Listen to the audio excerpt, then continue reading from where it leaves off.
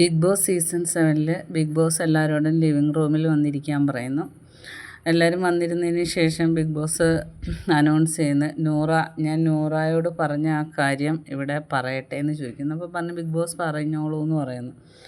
അപ്പം ബിഗ് ബോസിനോട് എന്നിട്ട് നൂറ ചോദിക്കുന്നത് ഞാൻ തന്നെ പറയണോ എന്ന് ചോദിക്കുന്നു. അപ്പം ബിഗ് ബോസ് ഒന്നും പറഞ്ഞില്ല. എന്നിട്ട് ബിഗ് ബോസ് തന്നെ പറയുന്നുണ്ട്, നൂറയുടെ കയ്യിലുള്ള 2 പവറിൽ നിന്നും 1 പവർ നൂറയ്ക്ക് നഷ്ടമാകും. കാരണം ഇന്നത്തെ ടാസ്ക് നൂറ പരാജയപ്പെട്ട് 3 റൗണ്ടാണ് കൊടുത്തിരുന്നത്. അതിൽ 2 റൗണ്ട് ജയിക്കണമായിരുന്നു.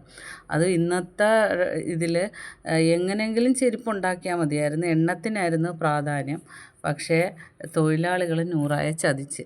കാരണം നൂറയ്ക്ക് അന്ന് 3 പവർ കിട്ടിയായിരുന്നു. അപ്പം നൂറയുടെ ഗ്രൂപ്പിലുള്ളായിരുന്നു അഭിഷേകിന് 1 പവർ പോലും നൂറ കൊടുക്കാതെ 2 പവറും കയ്യിൽ ആക്കിയിട്ട് 1 പവർ മാത്രം ബിന്നിക്ക് കൊടുത്ത്, ബാക്കി 2 പവറും നൂറ എടുത്ത്. അപ്പോൾ അഭിഷേകിൻ്റെ ആ ഒരു വൈരാഗ്യം അഭിഷേക് ഈ ഗെയിമിൽ തീർത്ത്.